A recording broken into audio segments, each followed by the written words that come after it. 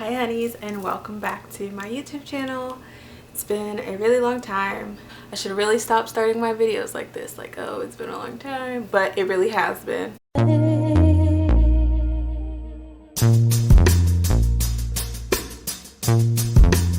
This video is hella late and overdue.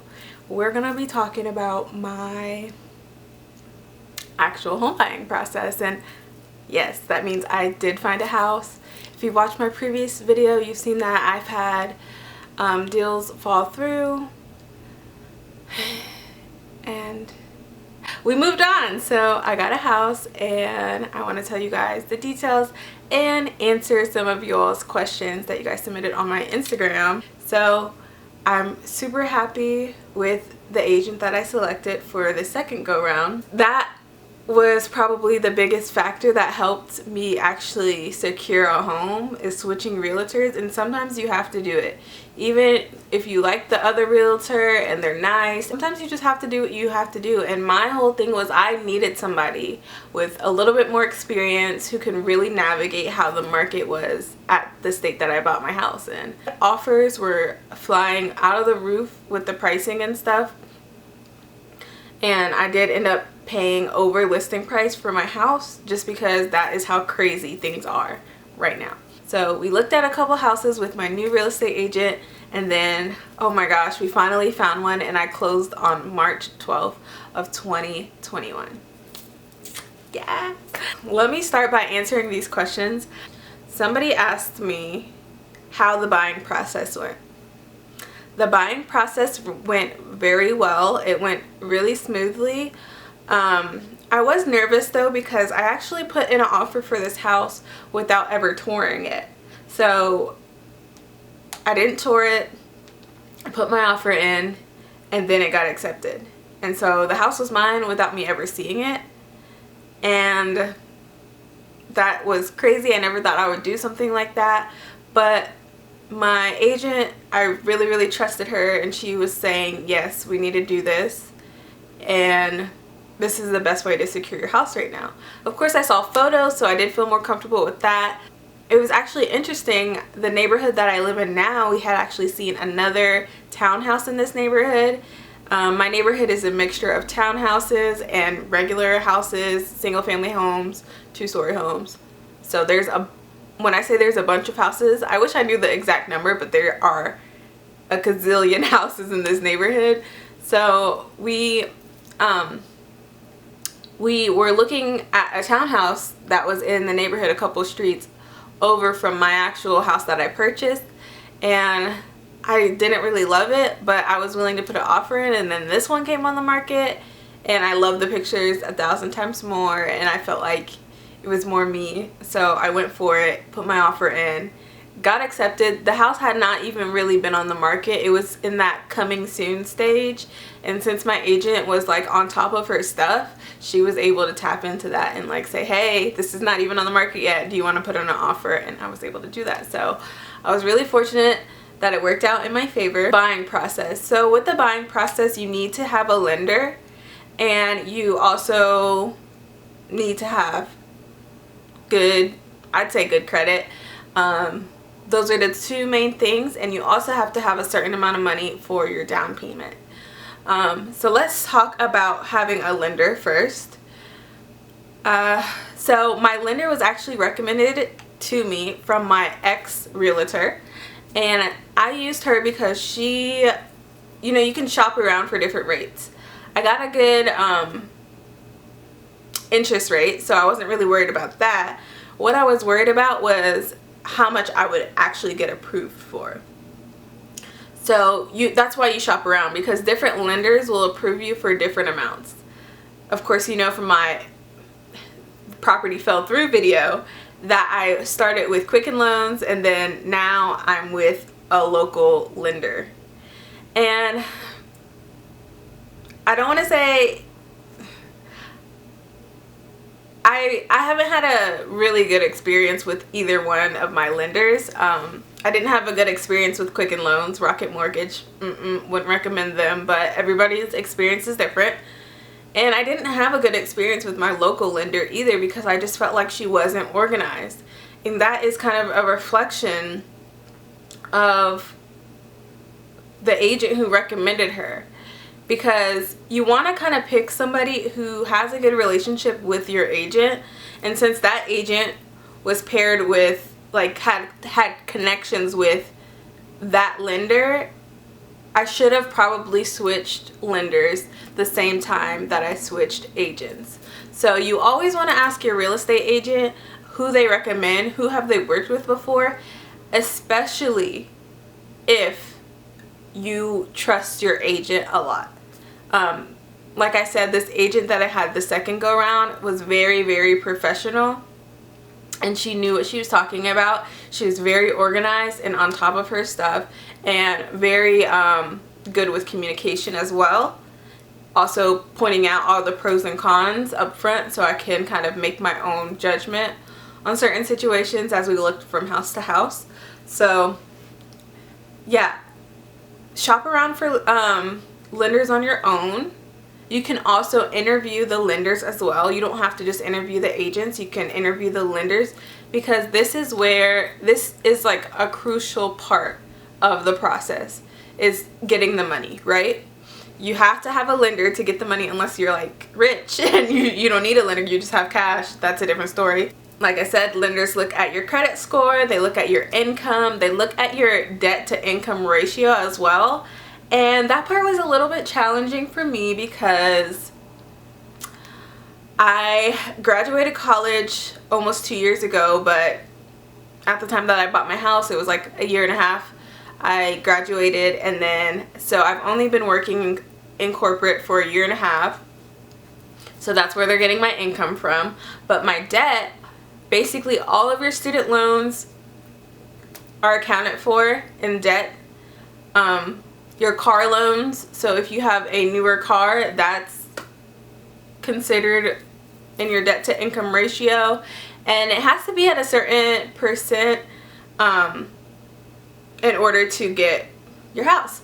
So it was a little challenging. I don't have a ton of student loans, but I know a whole bunch of people that have over $15,000 in loans, and I luckily have under that. But yeah, all that stuff is important, and this is stuff that nobody tells you about. The average age to buy a house is 34, according to Google, and Experian.com is 34 years old, and I bought my house, I was 24, so that's 10 years under the average American. So I guess debt to income wouldn't be as big as a factor for somebody who's 34, who probably has a higher income than I do, and might have paid off more of their college debt, might not have a car payment anymore. Car might be paid off by now. So it's a lot different, just depending on what stage you are in life. So that's another thing to consider. But I definitely don't regret buying my house at a young age, because it's doable, and if you can do it and if it's within your means, like, why not? Of course, your lender is going to be able to explain to you all this, so you need to chat with them. But there's different types of loans. There's FHA, there's conventional, and then there's 15-year loans and 30-year loans. So just so you guys know, for me, I got a conventional loan, which is actually the gold standard in home buying, and that you can get if your credit is good and you meet the criteria for that. Just based off what your lender is telling you. And then your down payment, you know, it just depends on how much your house costs. For my house, was under $200K, so the down payment wasn't terrible. And actually, I didn't even have to pay a down payment, because I qualified for a program called Down Payment Assistance, which is something that the city of Greensboro offers to first-time home buyers. You have to take a course for it, and then you can qualify yourself. Well, they can qualify you for the down payment assistance. Somebody asked me, how did I know and how long do I plan to stay? How did I know? Like, this is the house, and how long do I plan to stay in this home?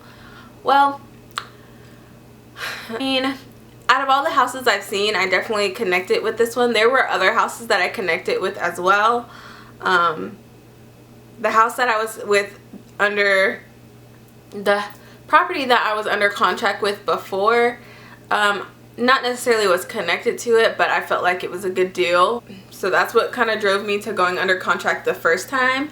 This house was definitely more aesthetically pleasing, but it was a lot more expensive than the first one. I'd say it's just to put it in perspective, it was $80,000 more than the first house. You just want to make sure that you're able to pay your monthly mortgage, and my monthly mortgage was cheaper than my rent, even with the house being $80,000 more than the first property, but still under $200K. I toured the house and I was like, okay, I like this. It can work. It's an upgrade from my apartment as far as the space. And this is actually a neighborhood that they're still developing, and they're adding like another highway access. And I just feel like it's a really big neighborhood, so we'll start to see things like, you know, shopping centers pop up, grocery stores, just more things surrounding us, which I will be really excited for if I'm still here at the time. But yeah, I just feel like I knew because like I had been looking at a bunch of houses for so long, and I'd say this was, out of all the houses that I looked at, and I looked at over 20 houses, I would say that this was in my top 3 for sure.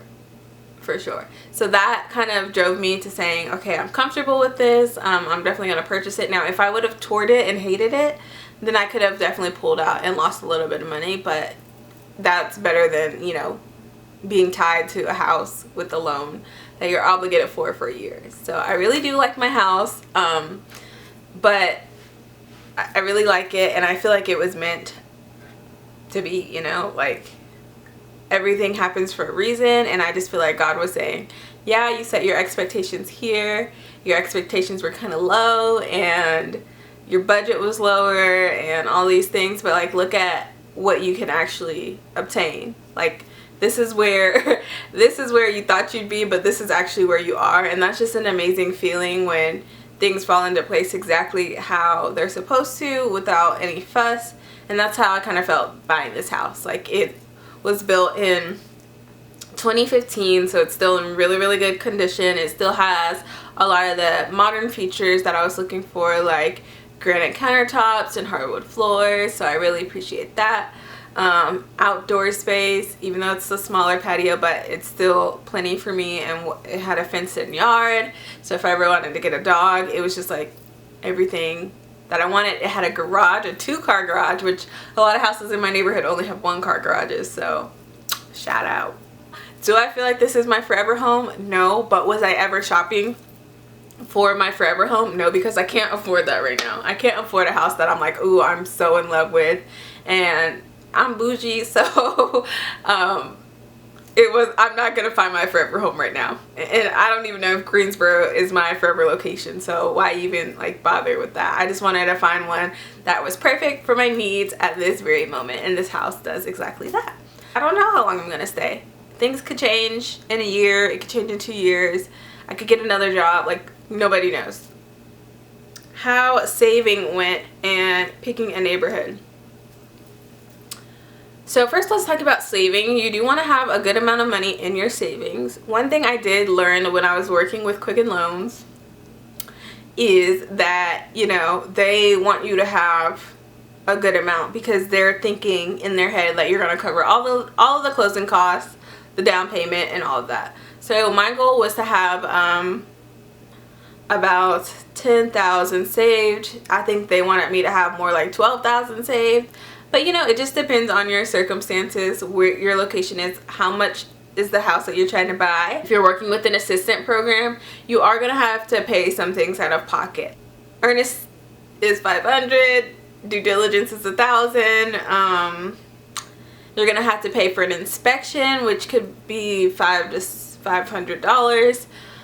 You're going to have to pay for an appraisal, which is another $500. More expenses beyond the closing costs and the down payment. So just keep that in mind. Are a lot of expenses, and even consider your moving expenses, because moving was hella expensive and it pissed me off.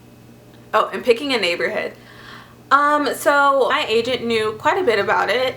She told me that, you know, in this neighborhood there is a school, there is a daycare, There's a community center with a pool. There are tennis courts, basketball courts, walking trails. And this neighborhood is a little bit further out from like the center of the city, so it's a lot more quiet. My mom was really adamant about telling me to drive around the neighborhood at night too, so you can see what kind of activities are going on at night versus the daytime. But one thing to consider with your neighborhood is whether or not they have an HOA, because that will add to your monthly cost overall.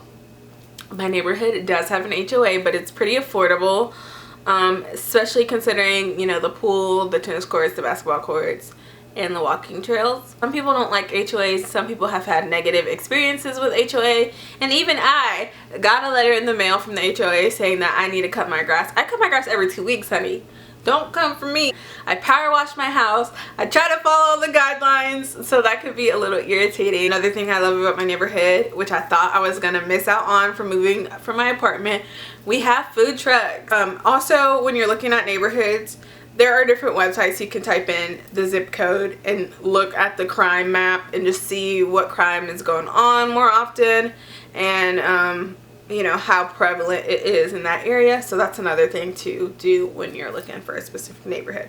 Next question is, how did I go about moving into my first apartment post graduation and then buying my first house? As soon as you can get free, the best thing to do is find like a real apartment, not associated with any school or student or resident, you know, nothing like that. So I looked and looked for apartments, and I looked and looked, and I couldn't find like the perfect one. A lot of the apartments were like, oh yeah, you need to make 5 times the rent. And at that time I was working at Ulta and I was not making 5 times the rent. Like, who can make that? Who can make 5 times the rent? You know, we get paid minimum wage. It's not enough to make a living and make 5 times the rent. You guys know that. So I think they do that to keep out certain people from certain neighborhoods. And you know, I'm bougie, so I want to live in a cute, classy little neighborhood. I kept looking, and I was searching, and I was searching, and I was searching, and I finally found one. And you know how I found it? On Craigslist. And as sketchy as that sounds, it was the perfect apartment. The perfect apartment. I loved my apartment so much. I did have roommates. My girlfriend and my sister lived with me, so you know, that can really help out when you're transitioning from college to regular life.